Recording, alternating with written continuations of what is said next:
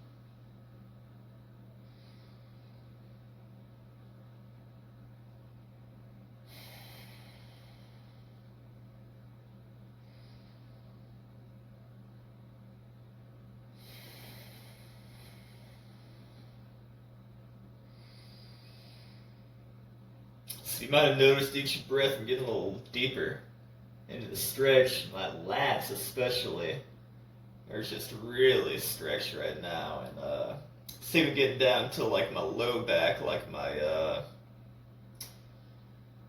man, I can barely think while doing this. Let me go and get off. Was this the lumbarum here? It's really getting into that. Quadratus lumbarum. There's the word. Finally got into my mind. And it's getting to my lats again right here, all the way down, and even my chest a little bit. And while I'm doing that again, I'm using like the yoga cues, trying to keep my spine straight, almost like somebody's tugging, the crown of my head up and the tail, my tailbone down. And I'm really sucking in my ribs, contracting my abs, man. It feels freaking great. So I'll do that, 10 breaths, maybe take a few minutes off and do something else, for a minute in the office or whatever. And then I'll go back again, and then I'll do it like, with a pronated grip and also with a supinated grip. And it feels a little different, you get like a different angle of stretch. The supinated especially feels really good. I get deep into like the upper lat and stuff here, and like rear deltoids and rhomboids and all that. So yeah, man, try that out, especially if you're tight like me in the back. Feels great. Alright, I'm gonna go ahead and show the supinated now. This one's usually a little more intense, especially after the first stretch. It's kind of like lifts things up a bit. This gets a little deeper. I'll keep my shirt on me, whatever. Y'all get what the hell's going on with my muscles and, with your body and stuff. One thing to look out for though is like you'll notice I might be like this, but then eventually my shoulders get closer and closer to my ears, and that's all like my lats and my pectoralis minor especially just stretching real good. Yeah, I was thinking a little bit more why why it feels better for the feet to be on the ground. I think it is because if you're hanging freely, even if your legs are straight, your hip flexors are going to be engaged a little bit.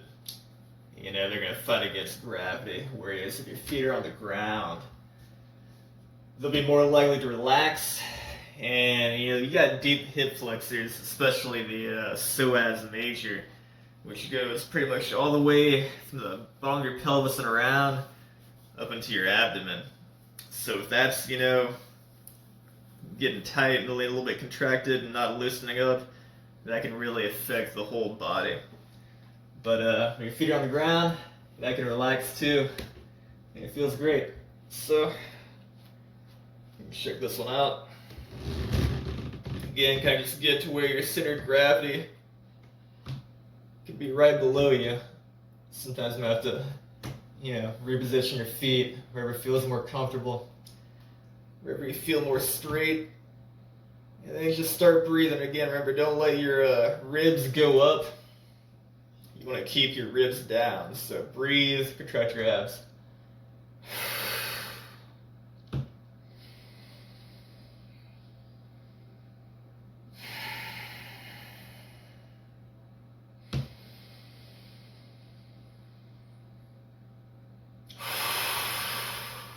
This kind of breathing with your mouth can also help too, the exhalation.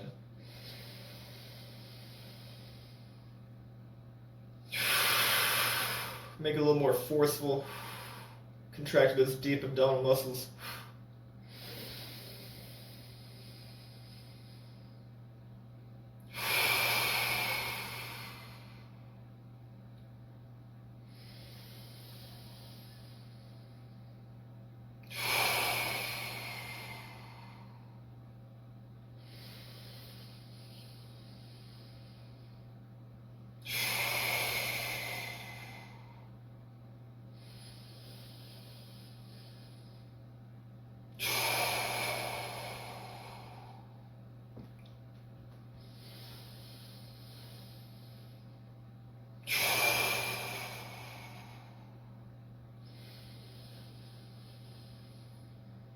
Ooh, man. God, I felt that one. Again, you can kind of mess around with how you exhale. Sometimes it, you know, it can be beneficial to exhale forcefully through the mouth. Kind of make that like wind blowing sound. That'll help really engage those deep abdominals, like the transverse abdominis and all that. Woo! And look, another benefit is my forearms are pumped like crazy from that. But man, that's a good stretch. Shit. Alright, I'm gonna do this pronated one now. And, you know, last time I added like the forced exhalation. It's a little more of an advanced technique that'll help you out. This time, I'm doing the same thing, adding that in, but also I'm adding in some contract relax methods. So, I'll go ahead and remove my shirt again. I'm going to turn around so you can see what's going on in my back. Because what I'll be doing is, when I'm exhaling, I'm going to actually pull with my scapula. I'm going to depress my scapula down. Okay, then when I relax again, I'm just going to let it go. And that contract relax is just going to eventually get me further and further and further down. Okay? Neurologically, what's going on is when you contract your muscles, you know, and then stop contracting them, your body's going to relax better, right? So it'll get me even deeper into that stretch. So here we go. Again, you know, I happen to be thin and muscular, so you can kind of see, look at me like a dang anatomical model or whatever. What's going on here? So right under it, find my center of gravity,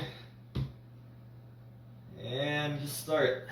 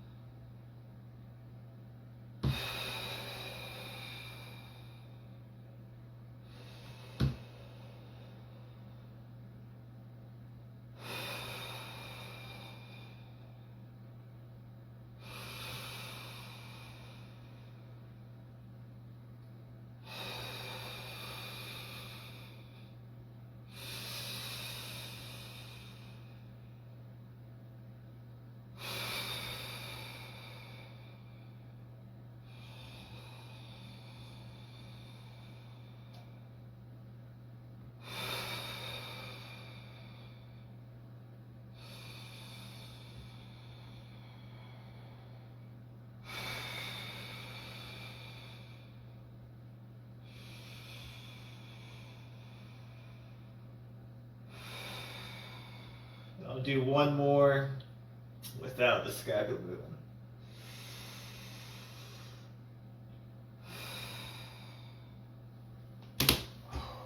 Yeah.